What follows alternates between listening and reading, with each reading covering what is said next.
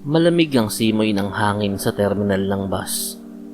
Noong gabing yon, 1 taon na ang relasyon ni Sara at Bong. 1 taon ng mga tawanan, kasiyahan, at pangarap. Sa paningin ng lahat, sila ay perpektong magkapareha.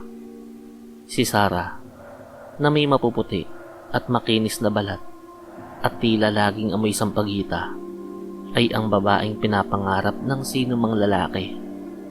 Si Bong naman, isang tahimik, ngunit matigas na lalaki, ay tila isang matapat na tagapagtanggol.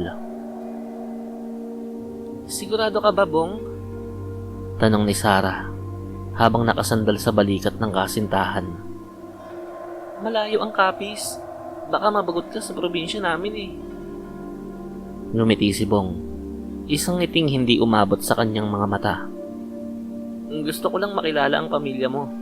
Sara, 1 taon na tayo pero tila marami pa akong hindi alam tungkol sa pinagmulan mo eh."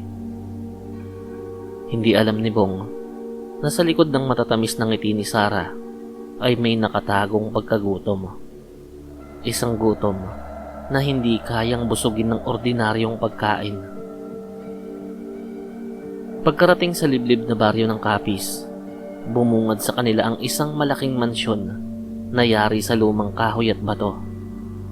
Napapaligiran ito ng matatandang puno ng balete at kawayan. Mainit ang pagtanggap ng pamilya ni Sara.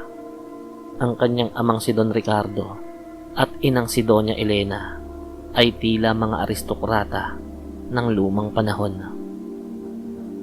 "Maligayang pagdating, Irog," wika ni Doña Elena habang hinahaplos ang braso ni Bong. "Eksakto ang dating ninyo. Malapit na ang pista ng aming patron. Magiging espesyal ang handaan."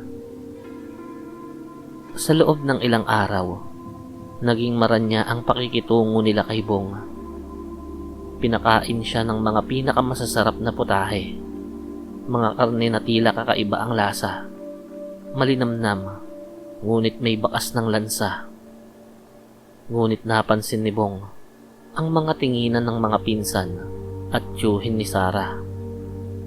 Para silang mga lobong nakatingin sa isang tupa na pinapataba bago katayin. Ang totoo, si Bong ang itinakdang maging handa o ang pangunahing alay para sa darating na pista.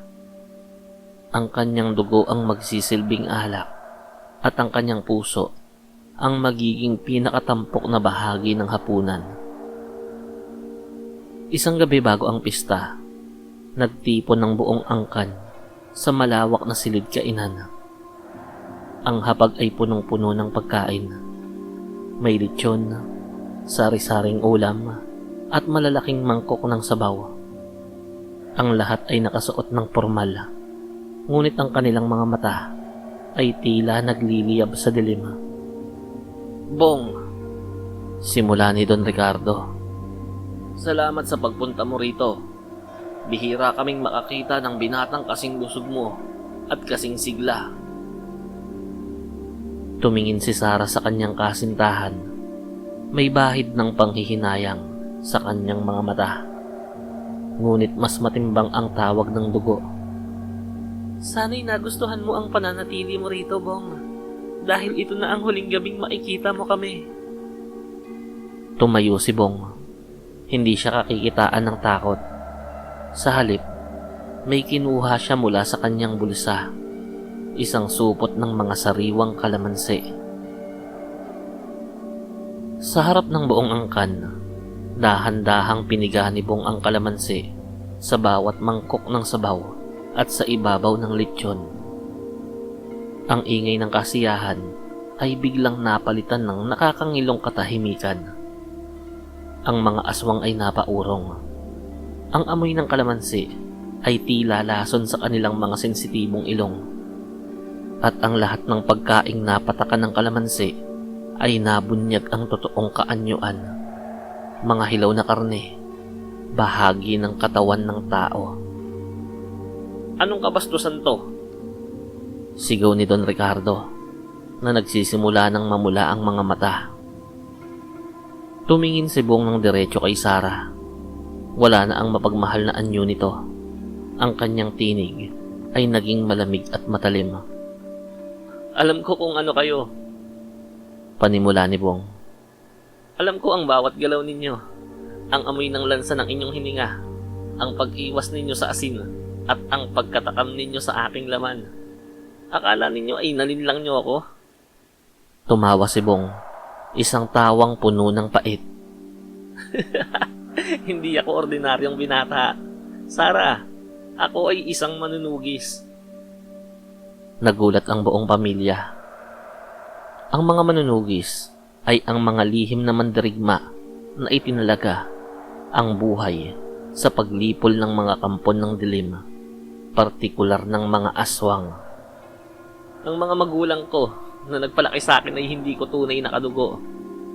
Patuloy ni Bong habang inilalabas ang isang balisong na gawa sa pilak at binasbasan ng dasal. Sila ang kumupkup sa akin nang matagpuan nila akong umiiyak sa tabi ng bangkay ng aking mga tunay na magulang. Ang mga magulang ko, kinain ng mga katulad ninyo. Pinanood ko kung paano ninyo sila nilamon habang ako ay nakatago sa ilalim ng sahig. Lalong nag-iba ang anyo ng mga nasa silid. Ang mga uko nila ay humahaba. Ang mga balat ay nagiging kulay abo. At ang mga ngipin ay nagiging matutulis na pangil. Ang isang taon nating relasyon, Sarah, lahat yun ay pagpapanggap lamang. Wika ni Bong na may diin. Ginamit kita para mahanap ang inyong lungga. Ginamit ko ang iyong pag-ibig para mailantad ang buong angkan ninyo. Hindi ako ang inyong magiging handa ngayon, kundi ang inyong magiging tagahatol. Bago pa makasugod si Don Ricardo, hinagis ni Bong ang isang botelya ng langis na may bawang at asin sa gitna ng hapag. Sumabog yun, at ang bawat patak na tumama sa balat ng mga aswang ay nagdulot ng matinding pagkapaso at sanhi ng kanilang mga pag-atungal. Paslangin siya! Hiyaw ni Sarah na ang muka ay pumangit na sa gitna ng pagbabagong anyo. Ngunit mabilis si Bong. Ang bawat galaw niya ay kalkulado. Gamit ang kanyang mga armas na binabad sa mga halamang gamot at banal na tubig, isa-isa niyang tinitira ang mga aswang na sumusubok lumapit. Ang mansyon na dati ay tahimik ay napuno ng ingay ng bakbakan at mga hiyaw ng kamatayan. Sa huli, tanging si Sarah na lamang ang natira. Sugatan at nanghihina, bumalik siya sa anyong tao. Umiiyak. Bong, minahal kita.